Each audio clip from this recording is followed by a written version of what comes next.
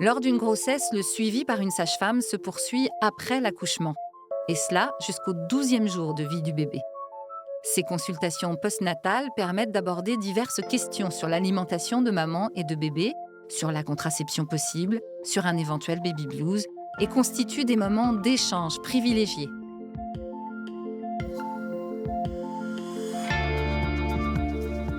Dans cette 3e saison d'Ex-Utéro, signée vous par Massif, le micro s'invite dans des moments de découverte et de questionnement de la période postpartum. C'est tellement petit, c'est incroyable. Mm. C'est quand même miraculeux de faire des enfants. Vous avez quand même fait quelque chose d'extraordinaire, ça s'appelle accoucher. Oui, c'est ça. Hein? Depuis 13 ans, Myriam Reis, sage-femme, accompagne les mamans, avant et après l'accouchement. Chaque jour, elle se déplace au domicile des différentes familles qui rentrent à peine de la maternité pour faciliter ce retour à la maison. Bonjour. Bonjour, bienvenue. Entrez, je vous en prie. Bonjour à toutes et à tous, je suis Myriam Reis, je suis sage-femme libérale. Aujourd'hui, on va aller voir 2 patientes qui habitent dans le même quartier. On va aller les voir chez elles, à leur domicile. Donc, c'est une visite postnatale, c'est ce qu'on appelle les visites Prado, le programme de retour à domicile. On va voir un peu comment l'accouchement s'est passé, comment elles l'ont vécu, comment elles vont. C'est important. Comment va le bébé? Comment ça se passe pour s'en occuper? Quel est le type d'allaitement? Est-ce que c'est un allaitement maternel ou artificiel? Et du coup, le but, ce serait que j'arrive à leur donner les meilleurs conseils possibles. L'objectif, c'est de les voir, d'être là, de les rassurer, de pouvoir les examiner, répondre à leurs questions, examiner bébé, peser bébé, réadapter les choses si besoin, et ou bien les conforter dans ce qu'elles font. Bon, du coup, allez, on va voir les 2 patientes, on va devoir prendre le tramway, un peu marcher, mais pour la bonne cause, on va pouvoir les voir dans leur environnement, voir comment elles ont vécu tout ça, comment tout s'est passé. C'est un moment assez important, je trouve, la première visite. Et au final, je vais les voir 2-3 fois, parfois plus, selon leurs besoins, selon mon planning aussi, qui se remplit pas mal. Allez, let's go, on y va.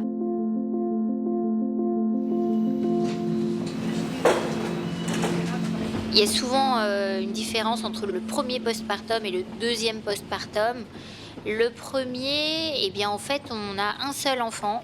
C'est tout nouveau, on ne connaît rien, on n'a souvent pas beaucoup de bagages. Et du coup, on apprend tout sur le tas. On essaye de glaner des infos à droite, à gauche. Donc, du coup, on n'est pas, souvent en tout cas, on n'est pas très confiante. On essaye de bien faire, on veut bien faire. Et voilà. Et on n'a qu'un seul bébé à s'occuper, c'est celui-là. Donc, on est 100% dédié à cet enfant-là. Alors que pour le 2e, c'est différent. On a déjà notre bagage du premier. Le premier, on a une expérience. On arrive avec des choses qu'on sait faire, des choses qu'on a oubliées mais qui vont revenir rapidement. Du coup, on a confiance puisqu'on a déjà l'expérience. Et du coup, en général, on est plus à l'aise quand on rentre à la maison avec un 2e enfant. Deuxième chose aussi qui change, c'est que, outre l'expérience, il y a aussi le fait qu'il y a une autre organisation. C'est qu'il y a il y a un enfant aîné à s'occuper.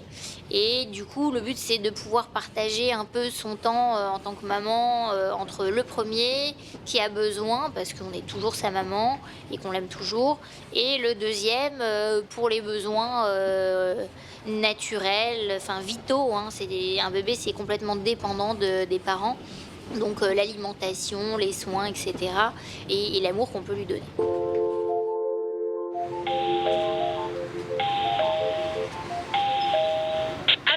Envoyer, parler après le bip. Ça arrive parfois que les patientes ne répondent pas parce que parfois l'interphone est relié à leur téléphone qu'elles ont mis en silencieux pour pas réveiller le bébé. Donc parfois je dois attendre que quelqu'un sorte de l'immeuble pour que je puisse rentrer. Alors c'est une dame qui vient d'accoucher de son 2e enfant, tout s'est bien passé. J'ai suivi sa grossesse, je resélectionne.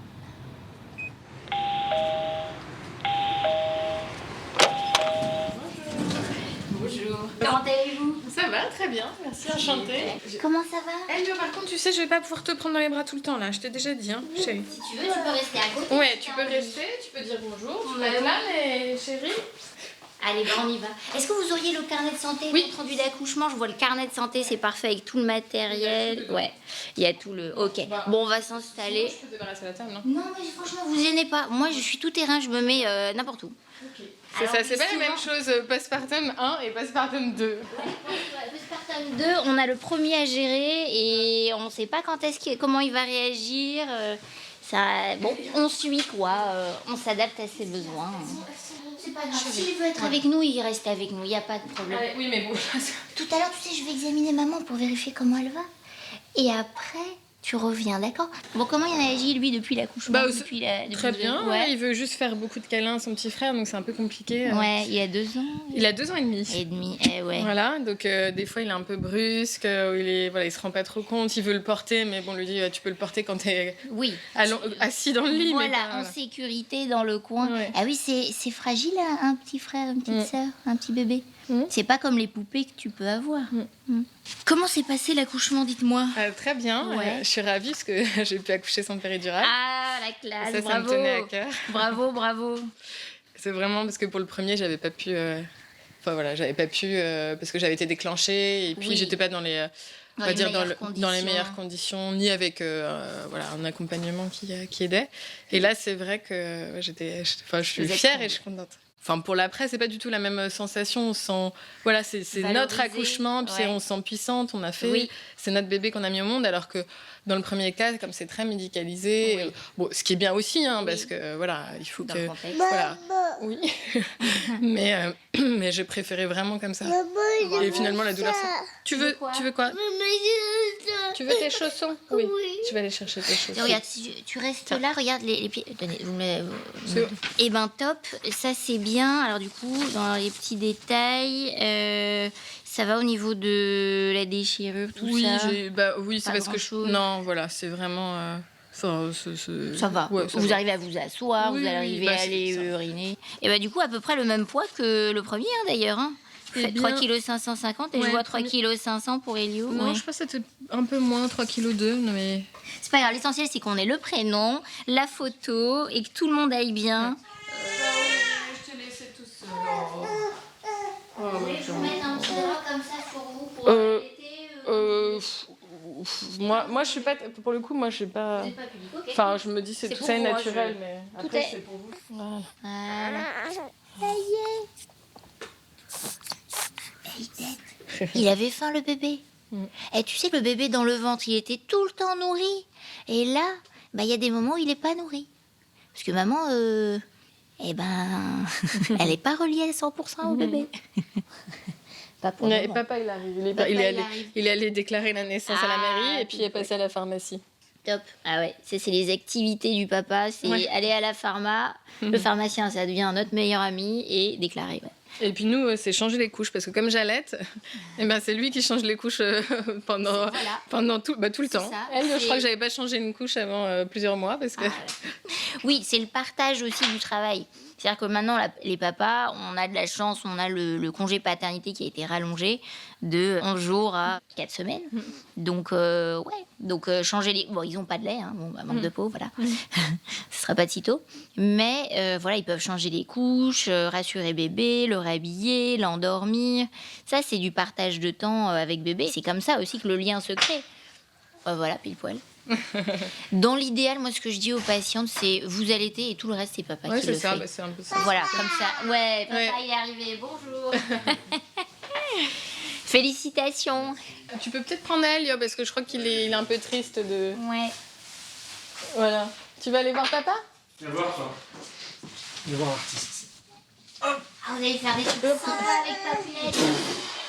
Voilà, comme tout le monde. Top, ok. Est-ce que vous avez des questions par rapport à vous, bébé, n'importe, déjà? Non, plutôt me rappeler les prochains rendez-vous, tout ce que j'oublie. J'ai quand même pris rendez-vous chez mon pédiatre déjà mercredi prochain. Très bien, parfait. Au 12e jour de vie. Oui. Voilà. Et puis, mais sinon, je me souviens plus tout ce que je dois faire. Bon, jusqu'à J12, moi, je peux venir. Ouais. Voilà, les visites, c'est toutes les 48, 72 heures, selon vos besoins, selon aussi mon planning, faut dire la vérité. Voilà. Entre-temps, vous pouvez m'envoyer des messages s'il y a des questions, etc. Et du coup, mes visites, c'est jusqu'à J12. Et après, le relais, il se fait avec le pédiatre. Donc, du coup, bravo, vous avez pris le rendez-vous. Et ça, en fait, la PMI, vous pouvez y aller quand vous le souhaitez, jusqu'à l'âge de 6 ans. D'accord. 6 ans de l'enfant. Ok. Du coup, ce que je vais faire, c'est que je vais vous examiner pour vérifier que tout est ok. Après, j'examine bébé, et je le pèse, et puis après, on voit ce qu'il en est. Parfait. Je vous prends la tension. Déjà, voilà, pliez bien. Yes. C'est mon protecteur, mon Ouais, premier fils. Il veut vérifier que tout se passe bien. Voilà. Que la dame, là, Ouais. elle fasse pas des vilaines choses à maman. Mais moi, je suis une gentille fille, tu sais. Allez. Ok, donc poitrine. Yes. Est-ce que Donc, c'est on peut- douloureux? Oui, dites-moi. Oui, ils sont un peu tendus sur les côtés. Ouais. C'est ça. En fait, C'est pour ça. mon premier, c'était vrai que c'était toujours sur Sur les côtés. l'extérieur, oui. Ouais. En fait, pour vider ici, en Ouais. fait, l'idéal, c'est le ballon de rugby.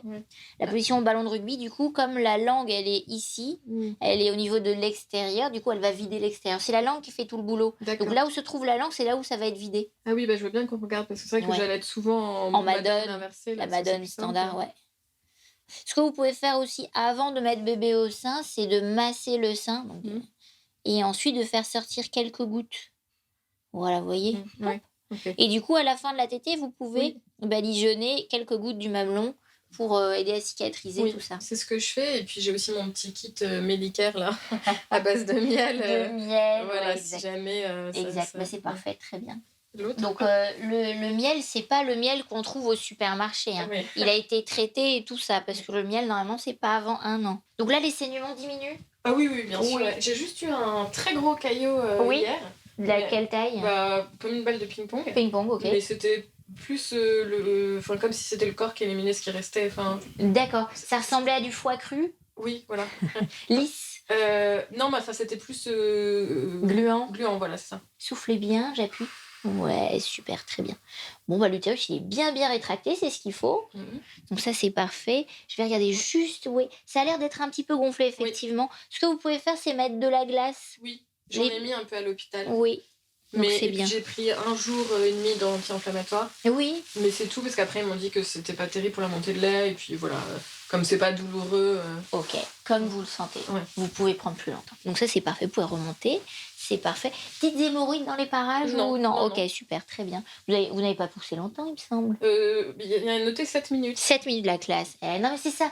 Le deuxième accouchement est toujours un peu plus royal. Ouais. Je peux la jambe. Est-ce que ça va là? Oui, Pas de très douleur bien. au mollet? Non, pas du tout. Et là non plus? Non. Parfait. Et puis mon conjoint me fait des massages. Il a dit tous les jours, pour l'instant il a commencé. Il me fait des massages des mollets, des jambes, du dos, comme ça. C'est Et bien. ça me fait vraiment du bien. Eh bah parfait. Bah voilà, ça sert aussi à ça, le Oui, congé c'est ça. paternité. En fait, le but, c'est d'être à 2. Et quand on est à 2, eh bien, en fait, on récupère plus vite.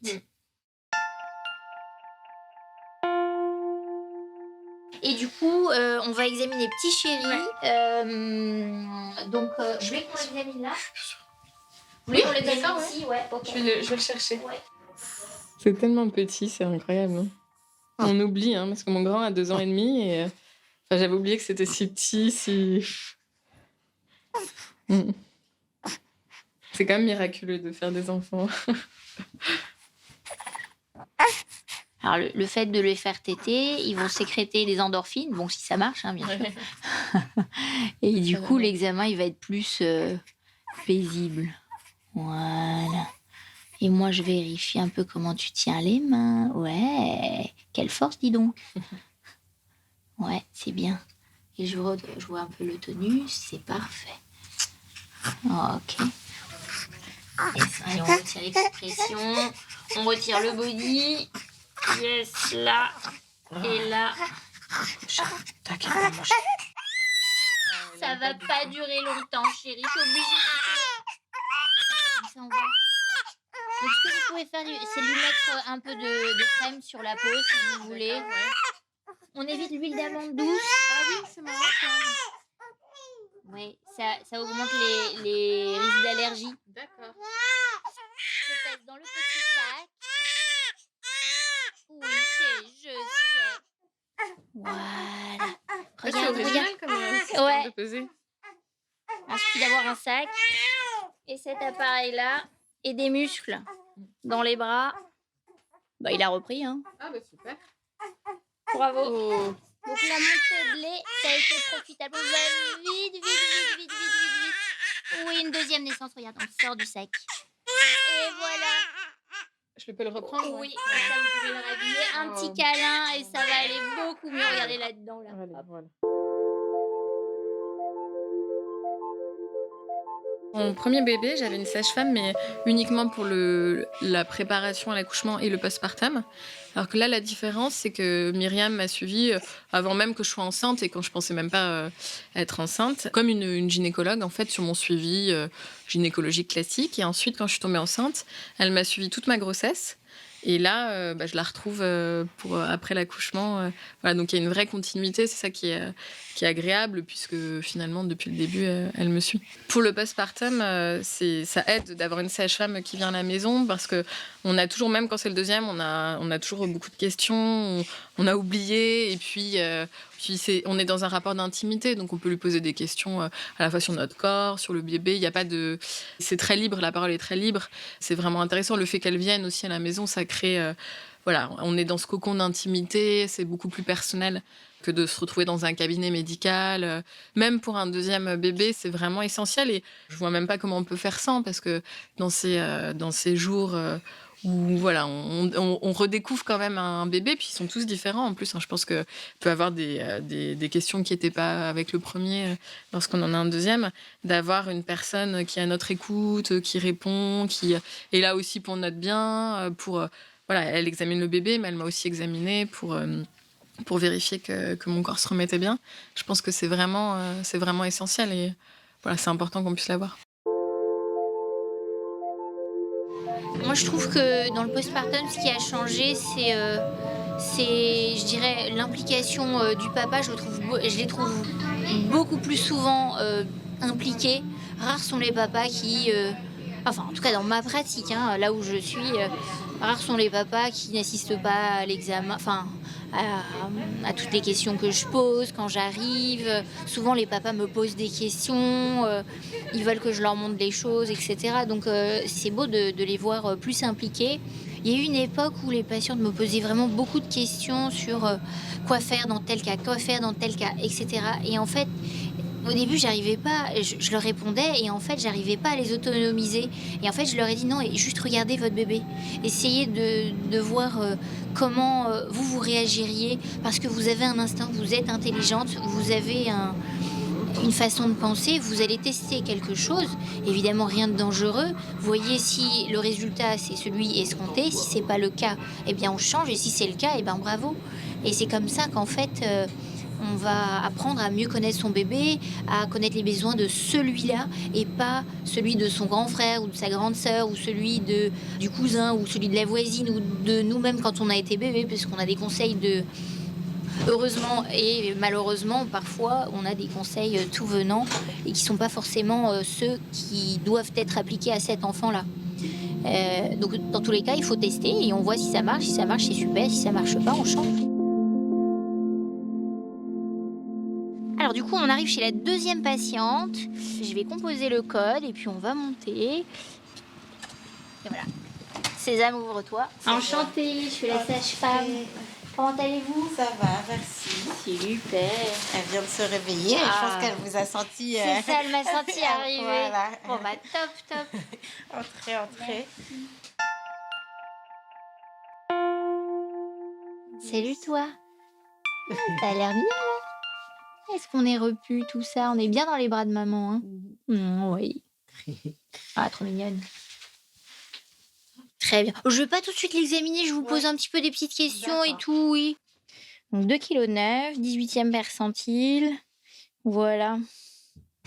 La césarienne en elle-même, elle s'est bien passée?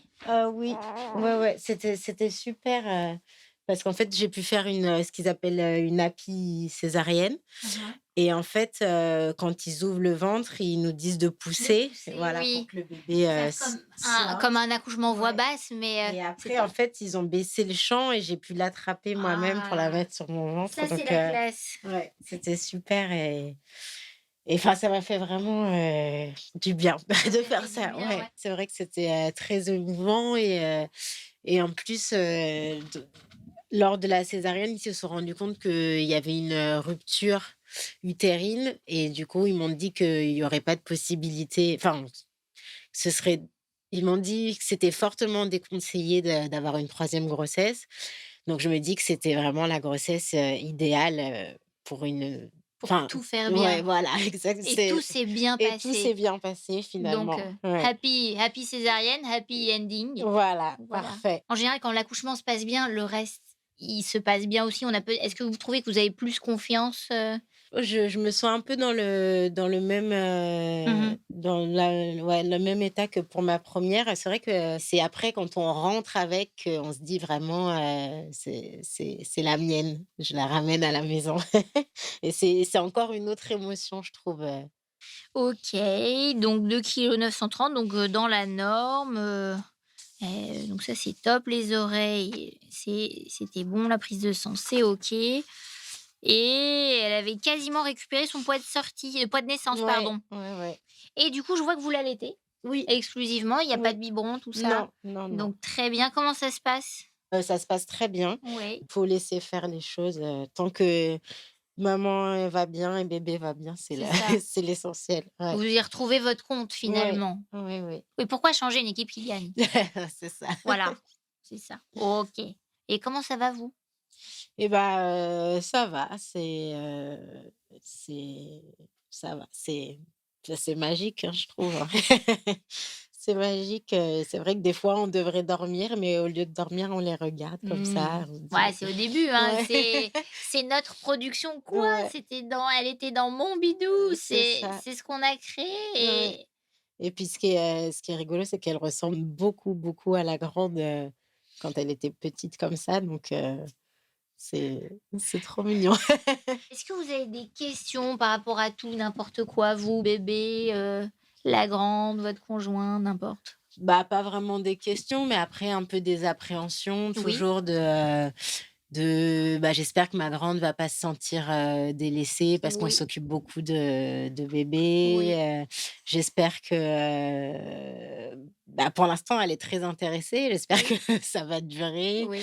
C'est vrai qu'elle a un peu des phases de régression, bah, j'espère que ça va pas durer pour le coup parce Oui. que c'est un peu C'est un difficile, peu embêtant, ouais. ouais. En Elle fait, a c'est quel âge, pardon? elle a 2 ans et 3 mois, donc elle est Ouais. petite, mais là, c'est vrai que des fois, elle marche à 4 pattes ou, elle sait plus parler ou des choses comme ça. Alors je sais que c'est normal et du coup, je suis patiente, mais mais c'est un peu un peu frustrant, quand on sait, tout ce qu'elle sait faire et bah, avec la fatigue en plus, forcément, on est moins patient et voilà, c'est un peu agaçant de la Bien sûr. voir, marcher à 4 pattes. Mais c'est normal qu'il y Ouais. ait de la régression, Mmh.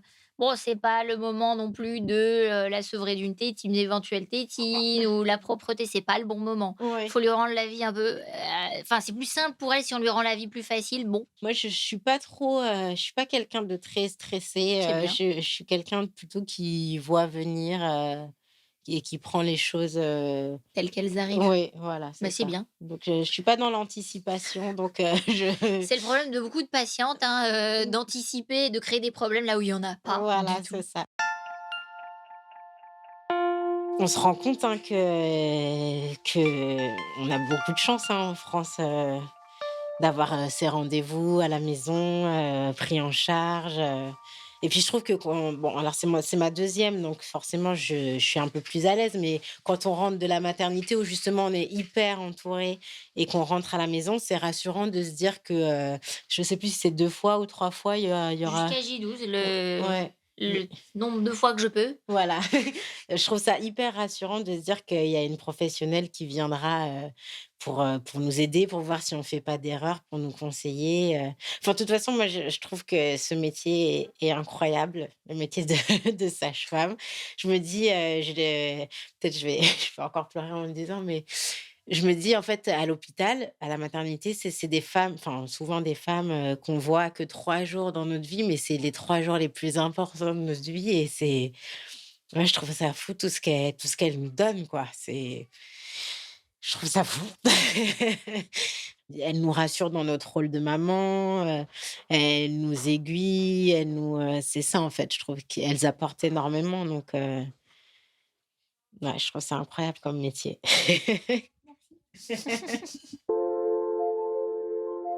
Ça y est. Regarde. Ouais, je sais, je te déshabille.